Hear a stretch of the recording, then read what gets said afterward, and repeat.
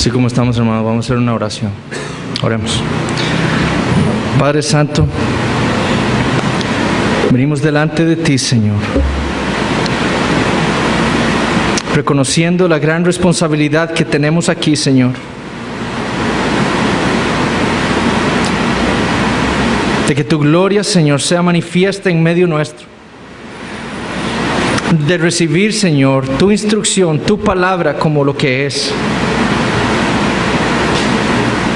Te pedimos, Señor, que envíes tu Espíritu Santo para que con poder obre en medio nuestro esta noche. Que tu palabra, Señor, sea predicada fielmente. Que me cuides a mí de ser estorbo para mis hermanos, de escuchar tu palabra. Que mis hermanos, Señor, les ayudes para que ellos reciban tu palabra, Señor, y se gocen en ella y sean edificados e instruidos. Aquellos que tú has traído aquí esta noche que no te conocen, que no conocen a Jesucristo, te pido, Señor, que tu palabra haga efecto en ellos, Señor, y que tú los conviertas a Él. Que todo lo que hagamos aquí sea para tu gloria. En el nombre de Jesús oramos. Amén. Amén. Vamos a tomar asiento, hermanos, y buscamos en nuestras Biblias Nehemías capítulo 7. Nehemías capítulo 7.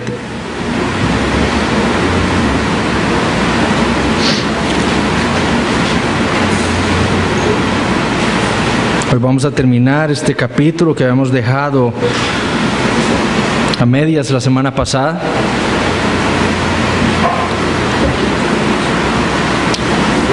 Y vimos la semana pasada que el capítulo 7 marca una transición sumamente interesante e importante en las memorias de Nehemías. Nehemías, Dios lo ha usado para llevar a su pueblo a terminar una de las obras de ingeniería más impresionantes. No por lo inmenso, por lo grande del muro, por la belleza de él, porque ciertamente habían cosas muchísimo más grandes y bellas que el muro de Jerusalén, sino por el tiempo que se tomaron para construirlo. 52 días. Eso era algo impresionante. Pero ahora Nehemías se estaba dando cuenta de otra realidad. Dios no lo había enviado a Jerusalén solamente para edificar el muro. Él se estaba dando cuenta que Dios tenía otro plan en Jerusalén, y era restaurar espiritualmente a su pueblo. Y conociendo ese objetivo, Nehemías emplea ciertos principios bíblicos para esa restauración espiritual del pueblo de Dios. Y vimos la semana pasada que lo primero que hace es señalar porteros y guardas, y los pone bajo el mando de dos hombres de su confianza, Hanani, su hermano, y Ananías. Y estos dos hombres estarían encargados de que las órdenes de Nehemías se cumplieran. Y lo que Nehemías, el gobernador, había ordenado era que esas puertas, las 10 puertas de la ciudad, debían permanecer cerradas por un tiempo determinado hasta que el sol calentara, aún así hubiera gente, judíos afuera. Nehemías sabía exactamente el peligro que todavía enfrentaban los judíos. Sus enemigos todavía querían atacarlos y destruirlos. Y Nehemías estaba haciendo todo lo que fuera posible en su compromiso con su pueblo de protegerlos. Lo otro que hace Nehemías es señalar cantores. Es decir, él vuelve a restablecer el servicio a Dios en el templo. Los judíos no solo necesitaban protección, hermanos, ellos necesitaban adorar a Dios. Y Nehemías había entendido que adorar al Señor no era solo un deber para Israel, era una necesidad, como vimos la semana pasada. Y velando por la salud espiritual de su pueblo, él restablece la adoración a Dios, para que los judíos dejaran de mirar lo terrenal y volvieran sus ojos al cielo, donde estaba su esperanza, su Dios. Y vimos la semana pasada esa necesidad nuestra como cuerpo local de que estemos comprometidos con la salud espiritual de nuestra iglesia. es siendo una iglesia sana, lo que mostrará al mundo y a nosotros mismos la gloria, la grandeza y la majestad de nuestro Dios. Y recordamos cómo la semana pasada leímos una porción de nuestra confesión que dice que no hay iglesia perfecta en la tierra. No la hay. Y de hecho la confesión dice: las iglesias más puras bajo el cielo están sujetas a la impureza y al error. En todas las iglesias del mundo hay imperfección. Pero la imperfección, como vimos la semana pasada, no implica enfermedad. La imperfección en la iglesia la damos nosotros por nuestro pecado. Pero nosotros podemos ser una iglesia imperfecta, pero saludable espiritualmente. Y es por eso que estos principios son tan importantes de aplicar por nosotros. ¿Y cómo es que nosotros aplicamos? Vimos la semana pasada estos dos principios primeros, iniciales. Bueno, primero velando por aquellos que dirigen, que cuiden, que guían la iglesia, que sean hombres de Dios, hombres aprobados por Dios.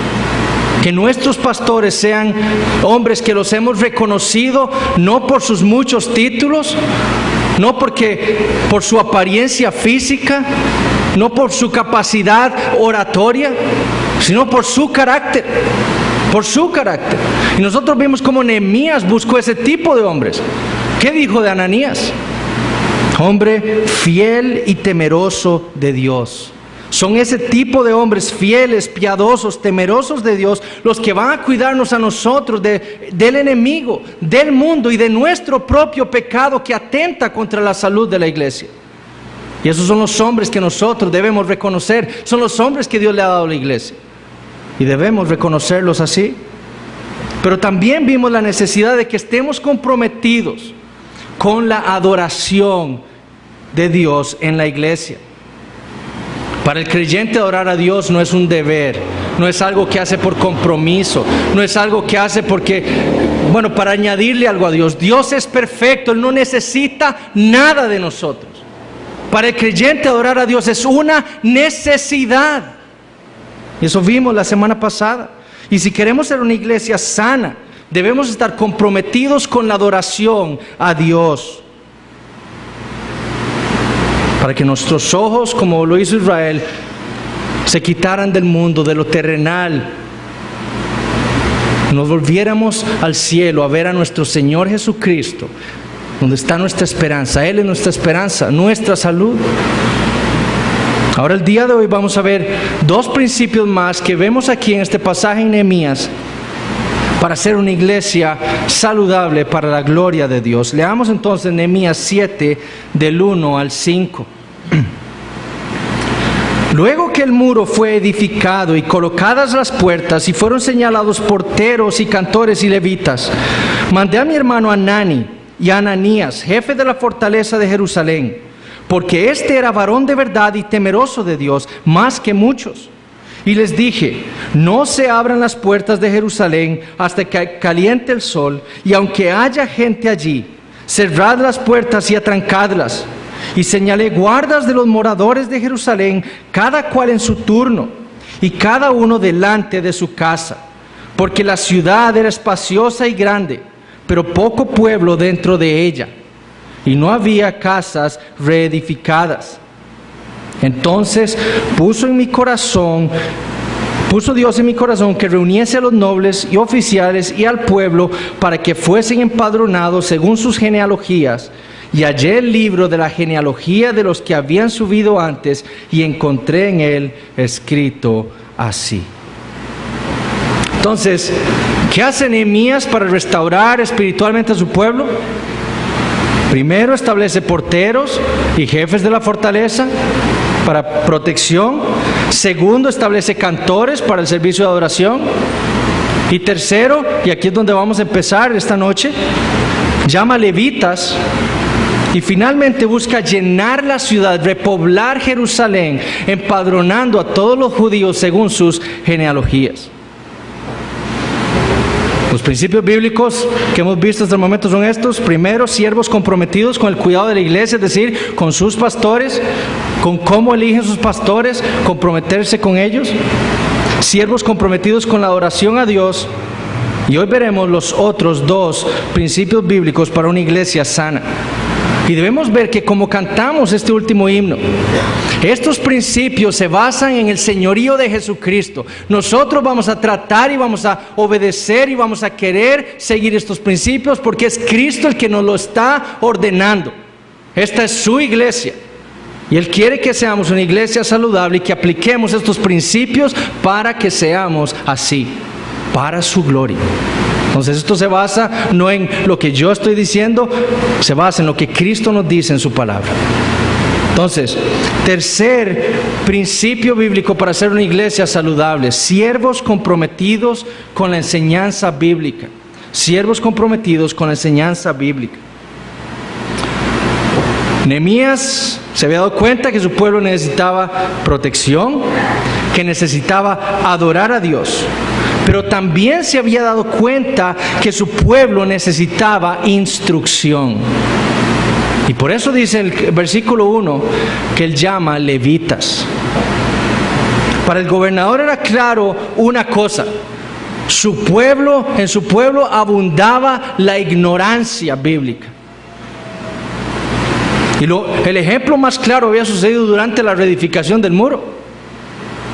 Primero, cómo él ve cómo su pueblo pecan unos contra otros, los ricos aprovechándose de los pobres, algo que Dios había prohibido en su palabra. Ignorancia. Y segundo, el segundo ejemplo lo ve en la mundanalidad de muchos de sus hermanos. Muchos de los ricos y de los nobles se habían hecho alianzas con el mundo, algo que también Dios había prohibido. Para Nehemías era claro una cosa: su pueblo necesitaba instrucción bíblica. Y por eso llama levitas. Eso era lo que su pueblo necesitaba también, levitas. Ahora, ¿por qué levitas? Bueno, debemos entender cuál era el rol de los levitas en Israel. Los levitas eran descendientes de Leví, el tercer hijo de Jacob y Lea. Y ese pueblo había sido apartado por Dios para un rol muy especial en Jerusalén, en Israel, perdón. Dios, por medio del profeta Jeremías, había dicho que él había hecho un pacto y dice: con los levitas y sacerdotes, mis ministros. Dios había apartado a los levitas para que fueran sus ministros, para que hicieran un servicio a Dios. Ahora, ese servicio lo vemos nosotros en Deuteronomio 33, versículos 8 y 11, y se los leo a ustedes.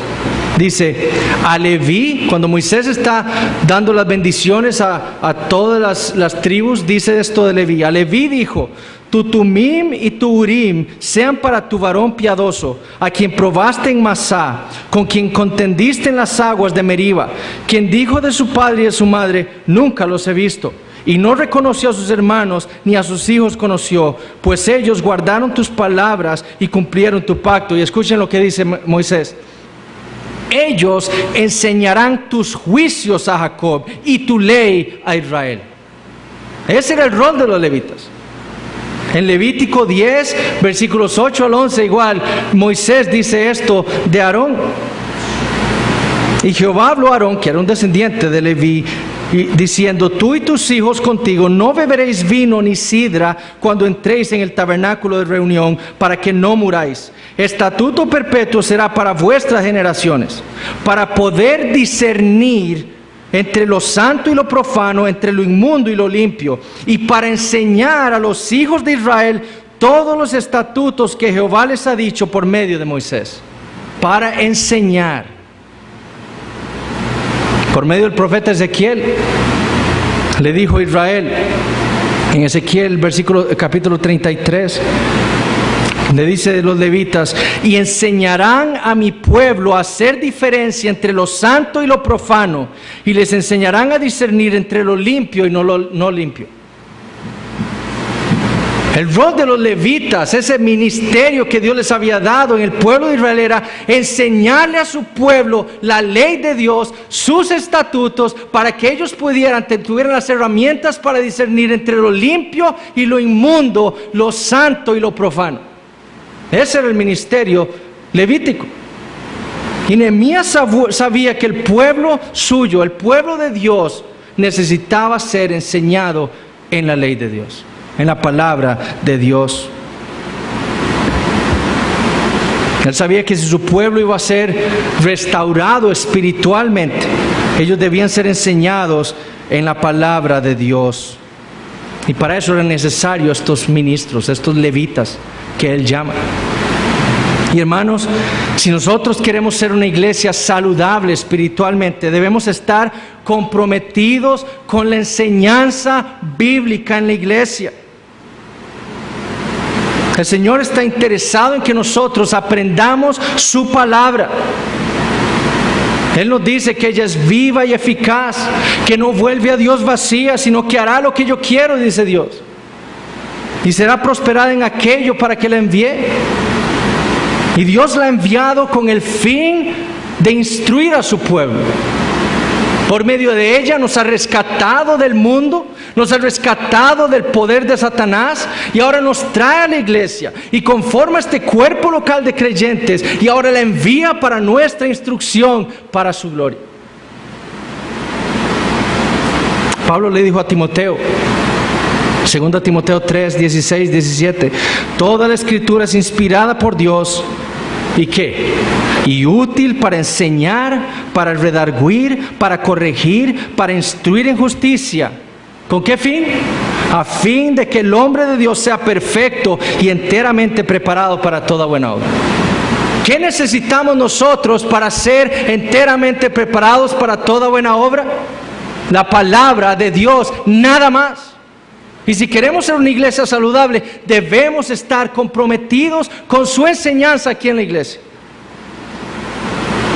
En Efesios 4, y esto lo vimos la semana pasada, Pablo nos dice por qué Dios, Cristo, este Cristo que ahora ha resucitado, que ha llevado cautiva la cautividad y le ha dado dones a los hombres. Y parte de esos dones son pastores y maestros. Y esos pastores van a enseñar la palabra de Dios para que nosotros seamos hechos perfectos, enteramente preparados para nuestro ministerio, para que no seamos llevados por todo viento de doctrina. Y si estamos comprometidos con la iglesia, debemos comprometernos con la enseñanza de la palabra de Dios de dos maneras. Primero, reconociendo que debemos ser enseñados.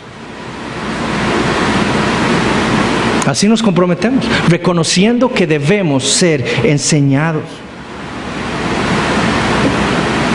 Dios ha dispuesto la palabra suya para nuestra edificación.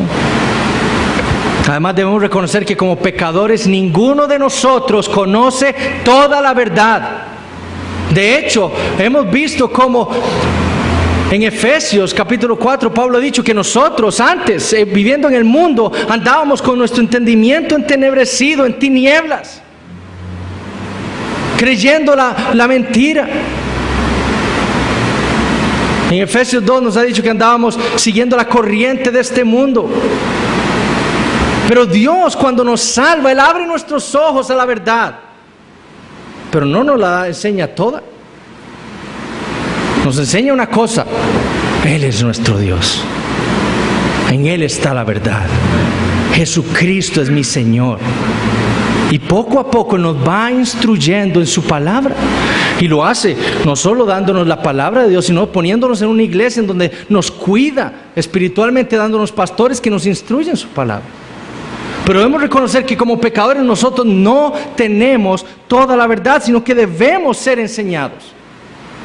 Debemos reconocer eso. Pablo le dice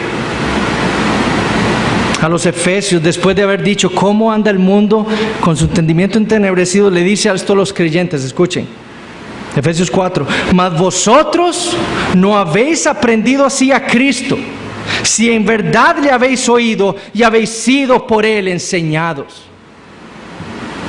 Cuando somos rescatados, Cristo nos ha enseñado la verdad, con el nuevo corazón que Él nos ha dado por medio de su Espíritu Santo. Y hemos sido por Él enseñados. Pero Él nos enseña. Pero el Señor entonces, como dijimos, nos da pastores para que nos continúen instruyendo. Y no solo pastores, sino también nos da hermanos en la fe, maduros en la iglesia, que nos exhortan, nos corrigen, nos reprenden, nos guían. No hay peor cosa, hermanos, que uno que se diga cristiano y no desee nada con la iglesia. Primero, porque si no desea nada con la iglesia, no desea nada con la esposa de Cristo. Entonces está indicando que no desea nada con Cristo. Pero debemos ver que la iglesia, Dios nos la ha dado, nos ha metido, nos ha puesto en esta iglesia para cuidarnos. Porque no tenemos la verdad, porque necesitamos instrucción. No solo de nuestros pastores, sino también de hermanos maduros en la fe que Dios nos ha dado. Y a ellos también debemos escuchar. Estar comprometido con nuestra salud espiritual y con la salud espiritual de la iglesia implica ser humildes y reconocer nuestra necesidad de instrucción. Es la palabra lo que Dios ha ordenado para que nos transforme, para que renueve nuestro entendimiento. Eso es lo que Dios usa. Y debemos someternos a la instrucción, a la palabra de Dios, para que esto ocurra en nuestras vidas y en nuestra iglesia. Una de las razones de peso, no la mayor, pero una de las razones de peso para venir a la iglesia es para aprender la palabra de Dios. Porque en la palabra de Dios conocemos a Dios. Y si usted es un creyente, usted quiere conocer más de Dios, más de Jesucristo. Cuando uno no viene a la iglesia los domingos, se está perdiendo de lo que Dios nos ha dado en un día específico para instruirnos, para mostrarnos y enseñarnos más de Él, más del Evangelio, más de su voluntad para nosotros.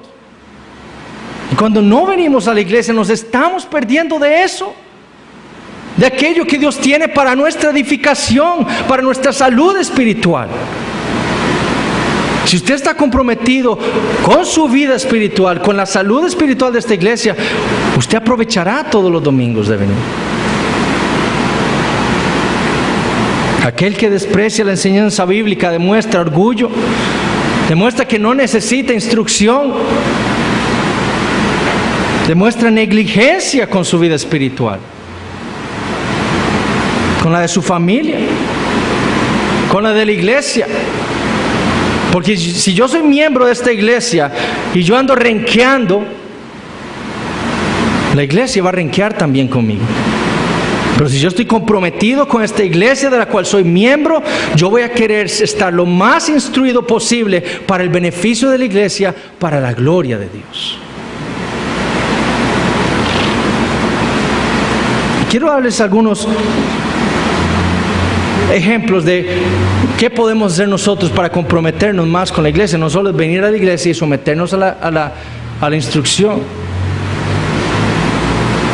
Pero si nosotros estamos comprometidos, oraremos por nuestros pastores.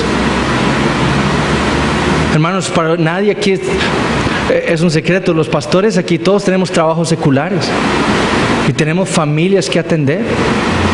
Y necesitamos de sus oraciones.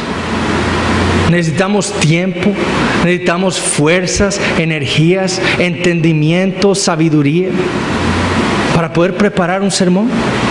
Necesitamos, si ustedes están comprometidos con su vida espiritual y con la vida espiritual de la iglesia, ustedes orarán por sus pastores.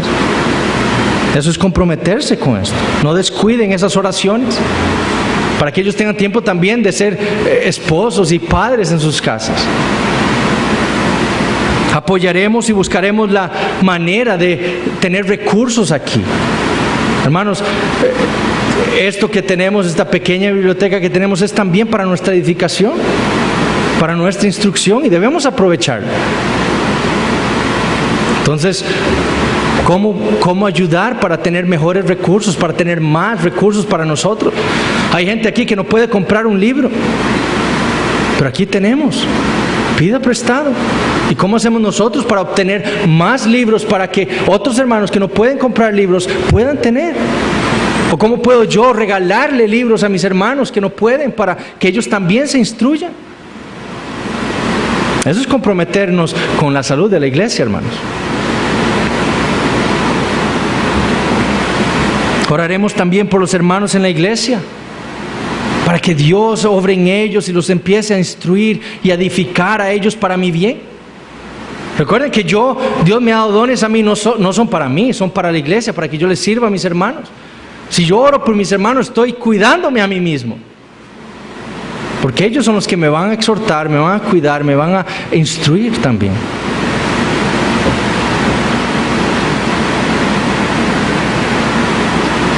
¿Ustedes se han dado cuenta cómo va uno a la universidad? Usted se sienta con su cuaderno y ahora sí, no se me va a ir nada de lo que el profesor me diga. Además, cuando yo estaba en la universidad, había personas que llevaban una grabadora y grababan al profesor y después iban a su casa y ahora sí, tomaban notas exactas de lo que el profesor... ¿Por qué? Porque ellos sabían que esa materia era importante para su futuro. ¿Por qué no pasa eso en la iglesia? Y no estoy diciendo que dependiendo de cómo usted entienda lo que hace usted el día del Señor, porque hay aquellos que dicen, no, yo el día del Señor no debo perder nada, debo estar atento, no debo tomar apuntes. Si ese es su entendimiento, bueno, nosotros tenemos la ventaja de que grabamos los sermones. Pero entonces le pregunto a usted, aproveche y después durante la semana, en vez de estar viendo televisión, en vez de leer el periódico, se sienta una hora a escuchar el sermón y a tomar notas para aprender, para instruirse. O viene a la iglesia también y usted toma notas. Es un gozo para nosotros ver jóvenes en la iglesia, cómo están aquí aprovechando y tomando notas de todo, porque uno nota ese interés por sus almas, de instruirse. Eso es algo que debemos tomar en cuenta. Si usted no toma notas aquí, entonces aproveche lo que nosotros tenemos, que la iglesia provee de grabar los sermones, para instruirse usted ahí también. ¿Qué es más importante? ¿Preparar nuestras almas con la instrucción o perder una hora leyendo el periódico, viendo televisión? Eso es comprometerse también con la iglesia. La otra manera de comprometernos con la enseñanza bíblica es reconociendo que debemos enseñar. No hay por cosa que ver la gran responsabilidad que nosotros tenemos delante de Dios.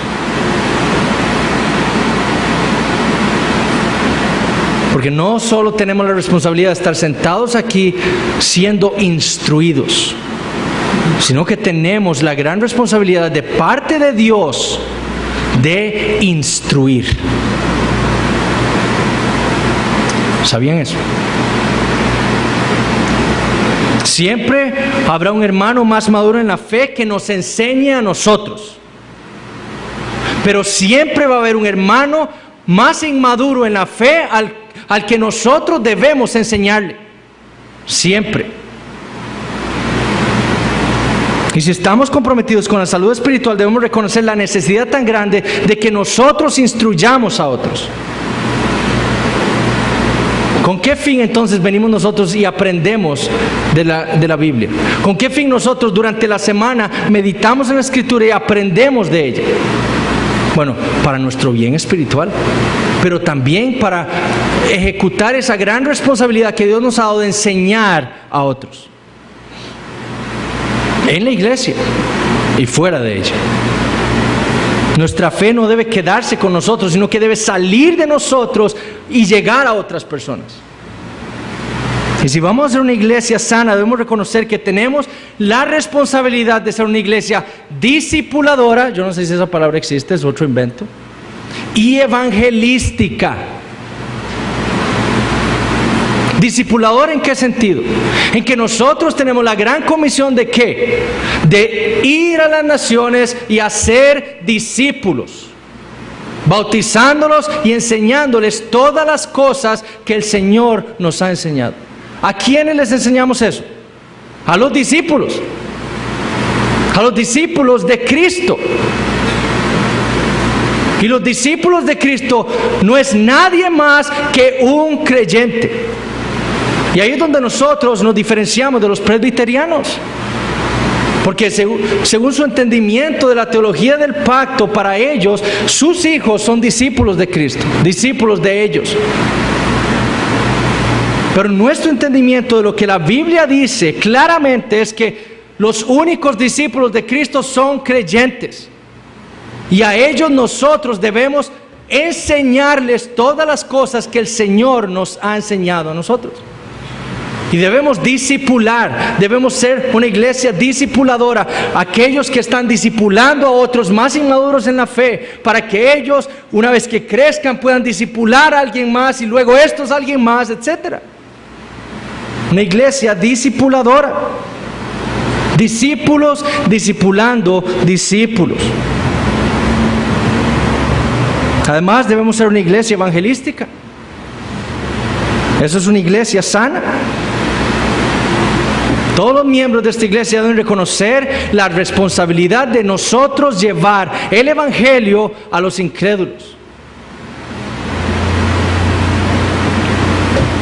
Y aquí va para los padres, porque los primeros incrédulos más cercanos que tenemos nosotros son nuestros hijos.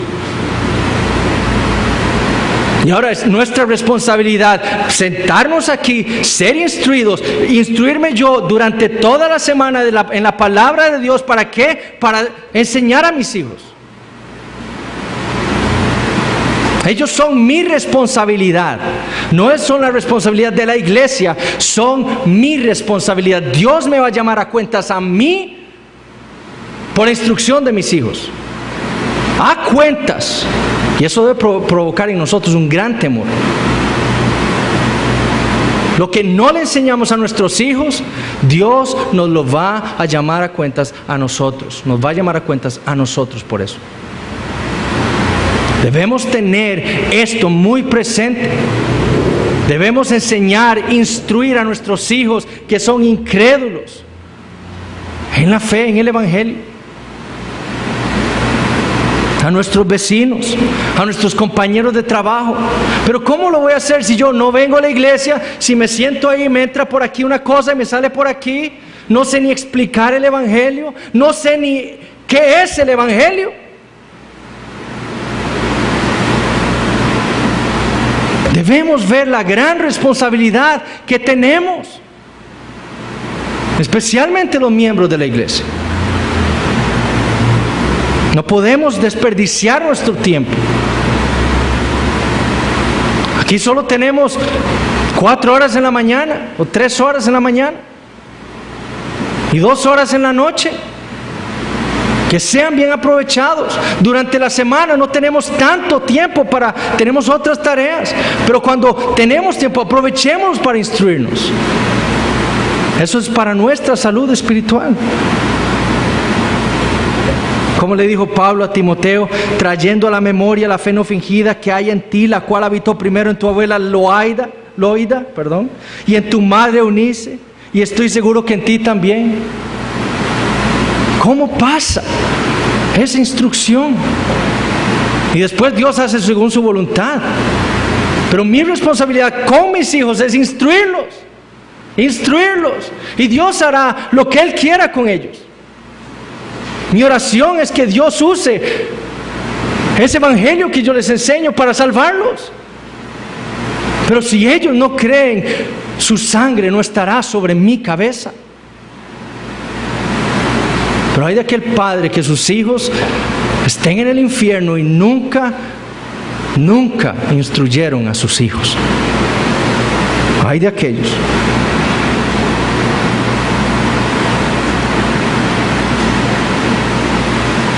A los pastores debemos reconocer que estamos muy agradecidos con esta iglesia, porque esta iglesia se ha preocupado por apoyar el evangelismo. Hermanos, ustedes proveen para que nosotros podamos ir a Punta Arenas. ¿Cuánto llevamos? Casi 2 años yendo a Punta Arenas a evangelizar, y empezamos en una casa con 3 personas reunidas. Y ahora hay una iglesia ahí. Una iglesia. Y ustedes han apoyado ese ministerio. Y les estamos agradecidos por eso. Estamos agradecidos como Dios ha obrado en muchos aquí, que han abierto las puertas de su casa para llamar a vecinos y amigos, para reunirse y evangelizar. Don Olger, Julio, en San Rafael de Alajuela con Arles, donde don Gilbert, Milena. Estamos agradecidos. Las mujeres que se reúnen en mi casa con mi esposa, eso es un deseo de ser instruidas, de ser evangelísticos, de expandir el reino de Dios. Y eso es la obra de Dios en medio nuestro, y debemos darle gracias a Dios por eso. Pero si estamos comprometidos con la salud de esta iglesia, estamos comprometidos entonces con la instrucción bíblica aquí. Último principio bíblico: siervos comprometidos con la membresía eclesiástica. Siervos comprometidos con la membresía eclesiástica. Ahora, otro de los problemas que Nehemías nota en Jerusalén y que reconoce que debe ser resuelto, en el versículo 4 lo encontramos así, dice: porque la ciudad era espaciosa y grande, pero poco pueblo dentro de ella, y no había casas reedificadas. Por décadas la ciudad no había ofrecido ni la seguridad ni los recursos necesarios para que hubiera una gran población allí. Las tierras vecinas habían provisto esto para cultivos, para el ganado, y la gente había dejado la ciudad y se había ido a los lugares vecinos. Pero ahora, habiendo sido levantado el muro, Nehemías veía la necesidad de repoblar la ciudad, y ahora la ciudad podía proveer seguridad a los habitantes que allí vinieran.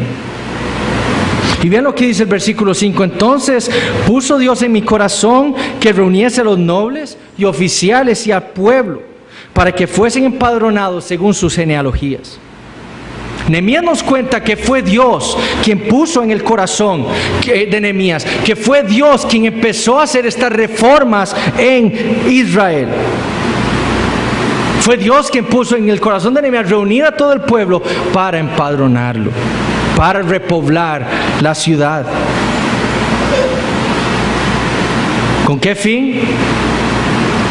Que todos aquellos judíos que estaban fuera de la ciudad ahora se comprometieran con la ciudad, con Jerusalén, la ciudad de Dios, y vinieran, se sacrificaran sus vidas, dejaran sus casas, sus terrenos, sus posesiones y volvieran a Jerusalén.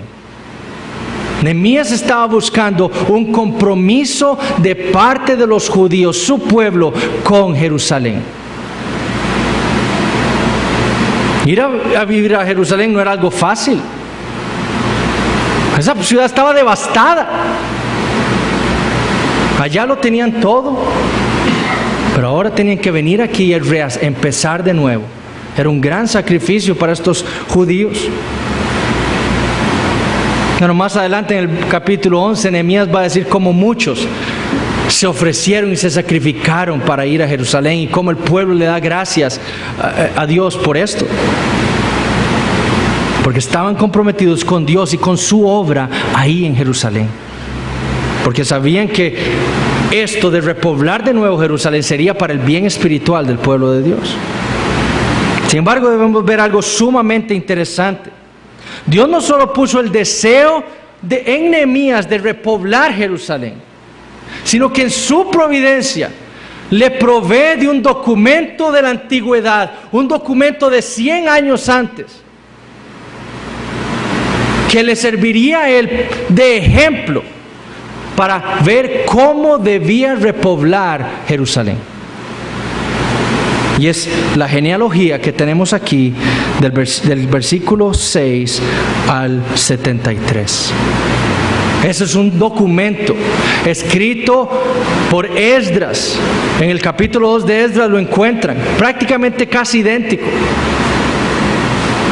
Esta es una lista de 93 años antes de todos aquellos que volvieron de Babilonia a Jerusalén con Zorobabel y el resto de líderes de Israel. Y esa lista le serviría a Nehemías como el patrón o como el modelo para repoblar Jerusalén. Y si Dios iba a ser glorificado, si el pueblo iba a ser edificado espiritualmente, la ciudad debía ser repoblada siguiendo estos principios. Y esa lista le va a decir a Nehemías cómo hacerlo. Ahora, aquí me van a tener que creer, porque no la vamos a leer toda por cuestión de tiempo. Pero si estudiamos esta genealogía, notaremos que es la misma que Esdras nos provee en su capítulo 2 y que está dividida en varios grupos de personas. En los versículos 8 al 38, primero los líderes, en el versículo 7, luego los laicos o el pueblo en los versículos 8 al 38, luego los sacerdotes en el versículos 39 al 42, luego la lista de levitas en el versículo 43, luego los cantores en el versículo 44, los porteros en el versículo 45, los sirvientes del templo, versículos 46 al 56, los siervos o sirvientes de Salomón, versículos 57 al 60, y por último, aquellos que tenían una genealogía cuestionable, en los versículos 61 al 65. Toda la congregación, dice esta lista, más o menos eran 49,700 personas. Más exactos, 49,707 personas. Ahora la pregunta es esta: ¿cómo le sirvió esa lista a Nehemías para repoblar la ciudad? Primero, debemos notar que esta lista en tiempos de Esdras sirvió para determinar quién era un judío verdadero y quién era entonces apto para volver de Babilonia a Jerusalén. Para eso fue que Nehemías hizo esta lista, para saber quién era judío y era entonces apto para volver a Jerusalén. Para Nehemías le sirvió para saber quiénes estaban disponibles para repoblar la ciudad.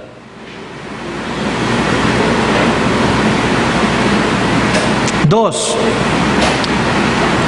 la lista le sirve a Nehemías como una narración de lo que ocurrió en el tiempo pasado y que era capaz de motivar a sus hermanos para dejar toda su vida en las afueras de la ciudad y sacrificarse para volver a Jerusalén.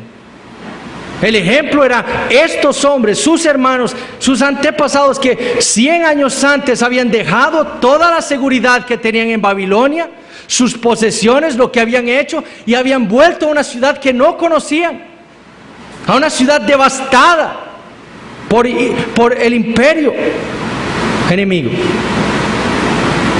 Y ellos se habían comprometido, se habían sacrificado y habían vuelto con Zorobabel a Jerusalén. Y Nehemías la usa como algo para motivar a sus hermanos a dejar la seguridad que tenían, sus vidas, y volver y comprometerse con la ciudad de Dios. Tercero, la lista le sirve a Nehemías también para identificar las distintas formas de servicio a Dios que había en el pueblo de Israel.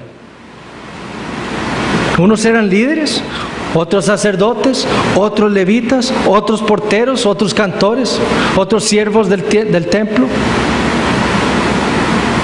Nehemías supo que, mira, hay varios diferentes grupos aquí.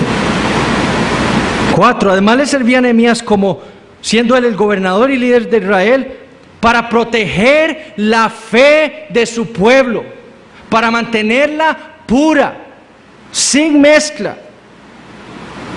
Y él puede ver aquí cómo Esdras y Zorobabel tratan con estas personas que tenían una genealogía cuestionable. Ellos estaban preocupados por mantener una fe pura. Y por último servía como un ejemplo de ese dar sacrificial del pueblo para la obra de Dios. Y eso lo vemos en los versículos 70 al 72. Ahí nos describe cómo todos los fieles judíos dieron sacrificialmente de lo que ellos tenían para la obra de Dios. Y eso serviría como un patrón para estas personas que iban ahora a repoblar Jerusalén. Encontrar esa lista no fue casualidad, fue por la providencia de Dios para guiar a Nehemías en esto tan importante que era cómo repoblar Jerusalén. Y si nosotros, hermanos, estamos comprometidos con la salud espiritual de la iglesia, debemos seguir los mismos principios que utilizó Nehemías para poblar la iglesia. Si queremos una iglesia sana, debemos entonces estar comprometidos con la membresía. Y que sea una membresía bíblica. Ahora, ¿qué significa entonces estar comprometidos con una membresía bíblica? Primero, que la membresía sea una membresía regenerada. ¿Qué es la iglesia? O mejor dicho, ¿quién es la iglesia? La iglesia, según la Biblia, es el pueblo del nuevo pacto de Dios en Cristo Jesús. Es un cuerpo de personas congregadas alrededor de un rey, el Rey Jesucristo, quienes sobrenaturalmente, por gracia, tienen un nuevo corazón, no solo para amar a ese rey, sino para obedecerle también. El plan de Dios nunca fue manifestar su sabiduría en el Israel físico. Nunca. Pablo en Efesios nos dice que el plan de Dios era manifestar la multiforme sabiduría suya ¿en quién? En la iglesia. Su pueblo espiritual. ¿Qué es la iglesia sino un pueblo que ha sido sobrenaturalmente cambiado para someterse a Jesucristo? Y esa iglesia está conformada única y exclusivamente por aquellos que han sido santificados en Cristo Jesús. 1 Corintios 1:2. Los fieles en Cristo Jesús, Efesios 1:1. Los santos y fieles, Colosenses 1:2. Los amados de Dios, llamados a ser santos, como dice Pablo en Romanos 1:7. Todos aquellos que han sido bautizados en la muerte y en la resurrección de nuestro Señor Jesucristo, esos son la iglesia. Solo esos. Y toda iglesia de Dios, toda iglesia local debe estar poblada o constituida exclusivamente por santos y fieles. Por todos aquellos que han sido regenerados por el Espíritu Santo o por todos aquellos que han nacido de Dios. Como dice Jesús a Nicodemo. Si esta iglesia desea ser sana espiritualmente hablando, debe estar comprometida con incluir únicamente en su membresía a creyentes.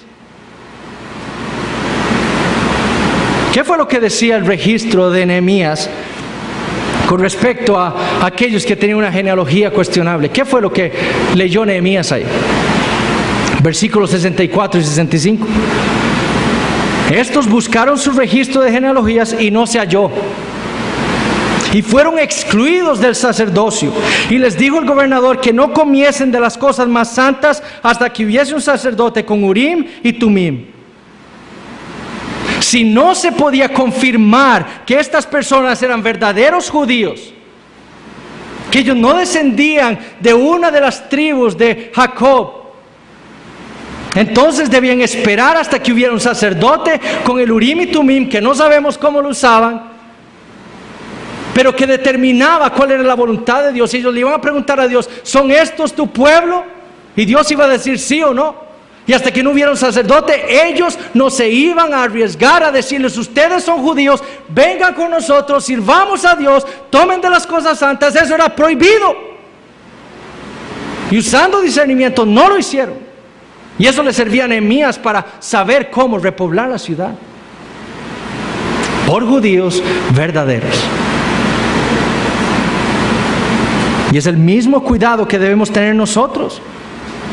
Por eso esta iglesia no bautiza a nadie a la ligera. El Señor lo ha cambiado a usted. Bueno, tendrá que pasar un tiempo en donde nosotros vamos a ver el fruto del Espíritu Santo en usted. No vamos a tomar nada a la ligera. ¿Cuántas personas hemos visto que dicen: creo en el Señor, son bautizadas, y después los vemos en el mundo? Debemos ser cuidadosos. Eso puede parecer muy estricto y muy diferente a las prácticas de muchas iglesias. Pero si nosotros queremos ser una iglesia saludable espiritualmente, debemos ser cuidadosos con quienes admitimos a nuestra membresía. Eso es cuidar nuestra salud espiritual.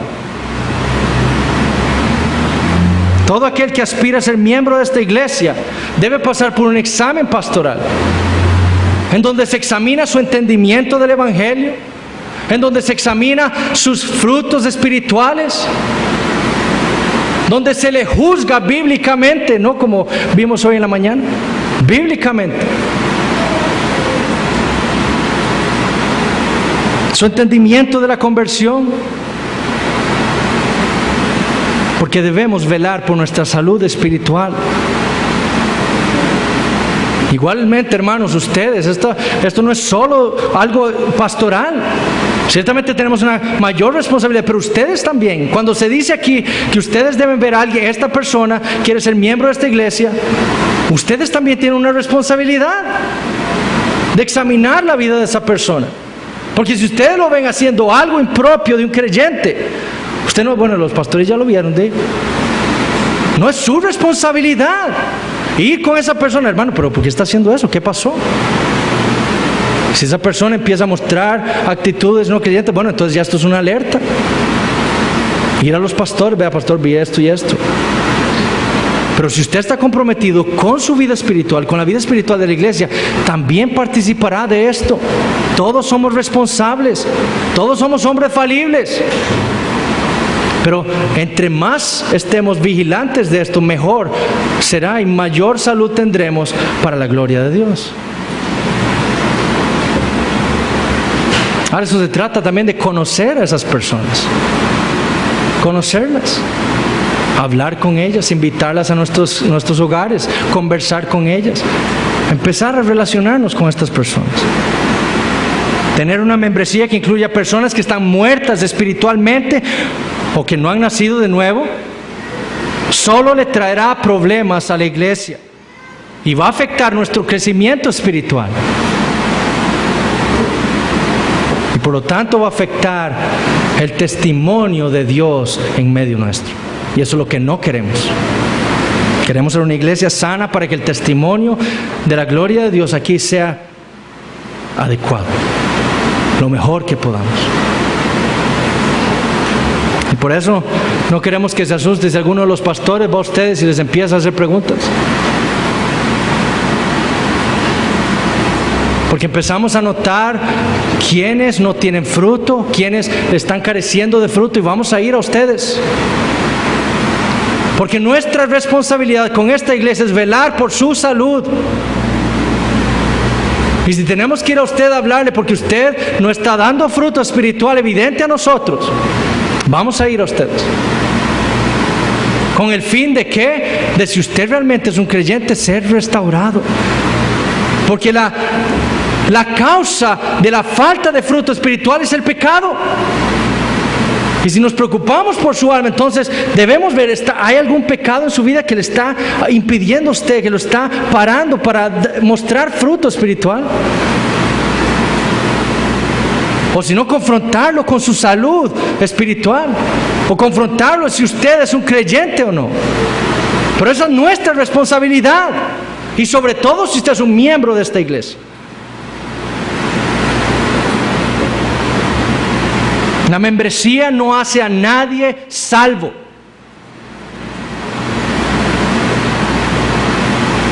Y si alguien debe renunciar a la membresía de la iglesia, porque eso es para su bien espiritual, entonces hágalo.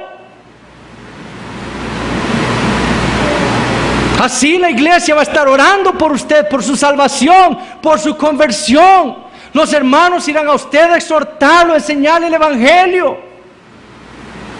Pero si usted persiste en su autoengaño, en decir, no, yo soy creyente, pero no hay fruto en su vida, y usted prefiere pasar como un miembro de esta iglesia, usted se va a perder de la bendición de un pueblo, del pueblo de Dios, clamando a su Dios por su conversión. Y la bendición es esta: Dios escucha a su pueblo. Debemos estar comprometidos con la membresía regenerada de nuestra iglesia.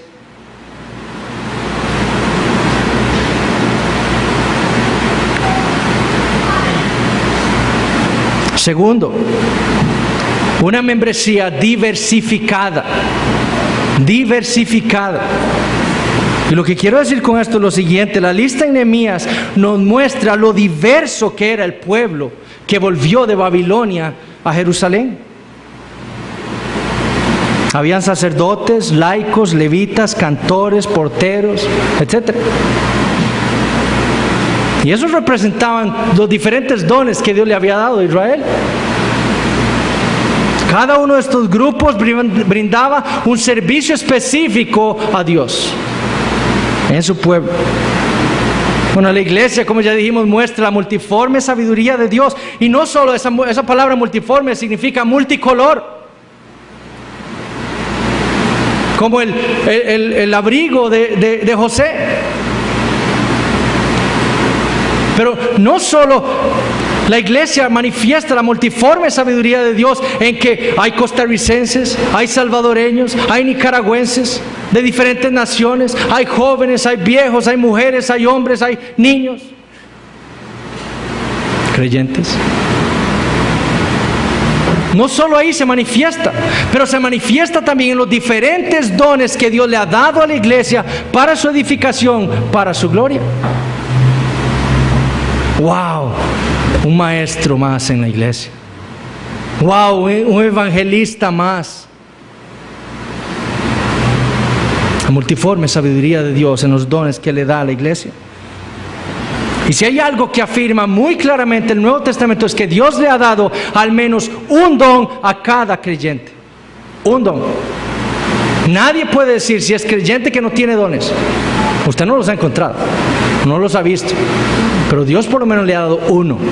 Eso que dice Pedro en su epístola. Y por lo tanto, si estamos comprometidos con la salud espiritual de esta iglesia, debemos estar comprometidos con ejercitar esos dones que Dios nos ha dado para servirle a Él, sirviéndole a su pueblo, para su edificación, nuestra edificación, para la gloria de Dios.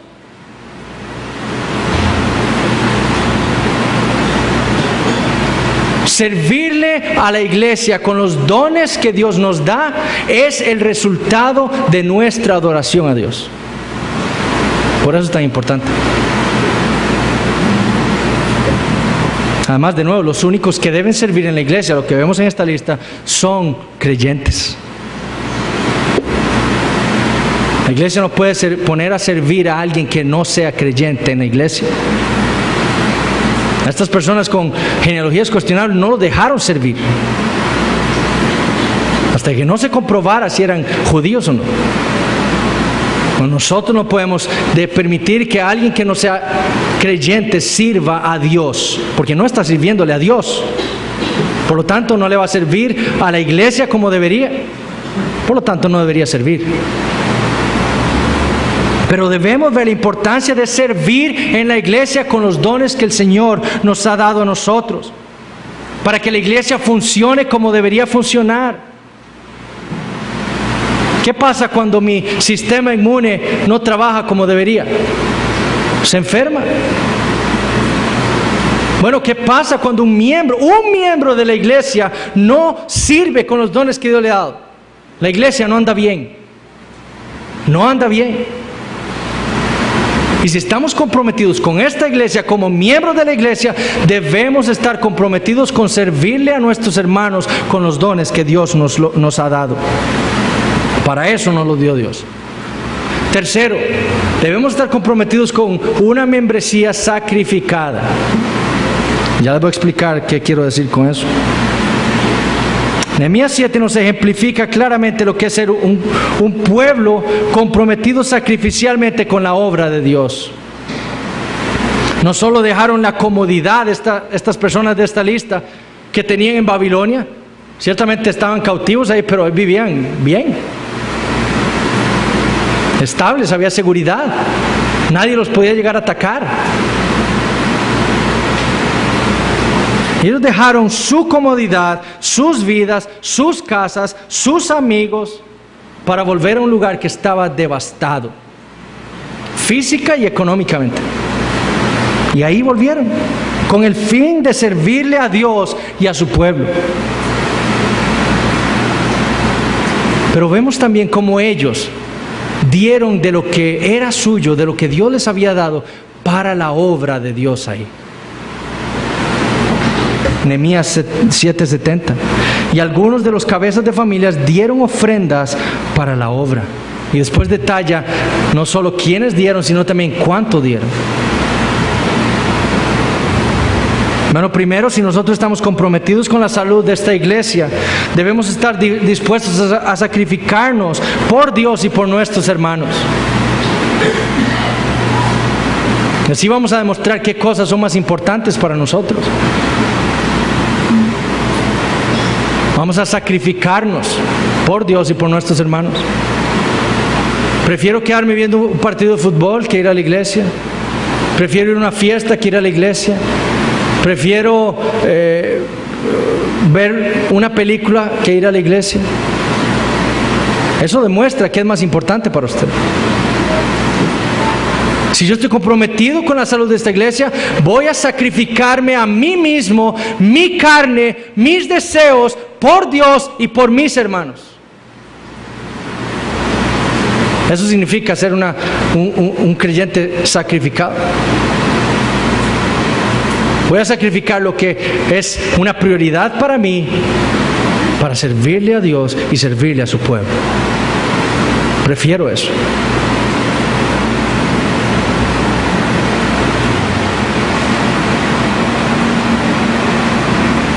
Segundo, si estamos comprometidos con la salud de la iglesia, vamos a dar de lo que Dios nos ha dado a nosotros.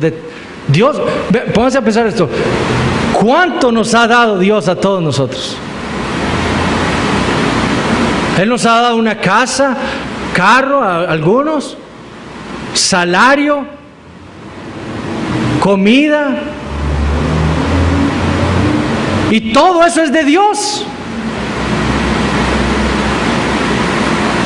¿Puede quitármelo Dios? Por supuesto que sí, es de Él. Pero muchas veces lo tomamos, esto es mío. Eso no es suyo, hermano, es de Dios. Y Él se lo ha dado a usted porque Él es bueno. Y Él no nos pide a nosotros darle todo de vuelta, no un poquito. Para su obra, para su reino. Y si estamos comprometidos con la salud de la iglesia, vamos a dar de todo aquello que Dios nos ha dado a nosotros. Mi salario es de Dios. Bueno, yo debo darle de eso a Dios para su obra. Mi comida es de Dios. Si hay un hermano con necesidad, yo le voy a dar de eso para el reino. Si estamos comprometidos con la salud de la iglesia, vamos a dar sacrificialmente nuestras ofrendas a Dios para su obra, para la extensión de su reino, para la edificación de la iglesia. Y esas ofrendas van a ser utilizadas con ese fin. Por eso debemos orar también, para que Dios nos dé sabiduría de cómo debemos administrar todo aquello que Dios nos ha dado, de cómo usarlo sabiamente para la extensión del reino. Esto no es nuestro, es de Dios. Pero hermanos, ya para terminar, debemos entender que este compromiso con la salud de la iglesia no está desligada del Evangelio. Es precisamente por lo que nos revela el Evangelio, lo que Dios hizo por nosotros en Cristo Jesús, que nos vamos a comprometer con la salud de la iglesia, por llevar a cabo estos principios bíblicos para nuestra salud, para la gloria de Dios. Jesús vino a dar su vida por la iglesia, para presentársela a sí mismo gloriosa, santa, sin mancha, o dice enferma. Jesús está obrando en la iglesia para sanarla del pecado. Y nosotros debemos seguir estos principios que el Señor nos da para nuestra santidad, para nuestra santificación, para nuestra salud, para darle gloria a la cabeza. Y si esa es la intención de nuestro Señor, debe ser nuestra intención.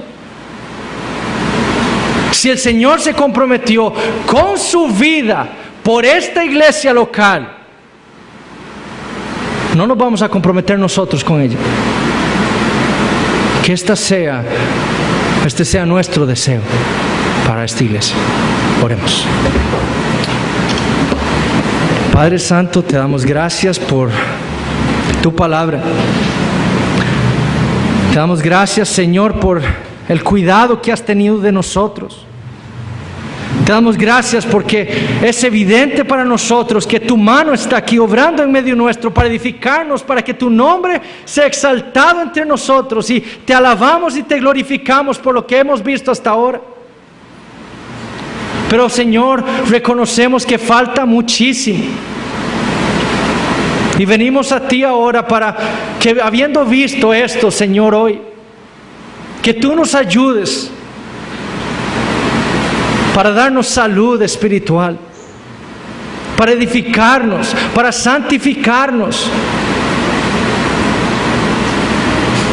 para que esta iglesia, Señor, sea una iglesia de tu agrado, una iglesia, Señor, que siempre sea fiel a ti.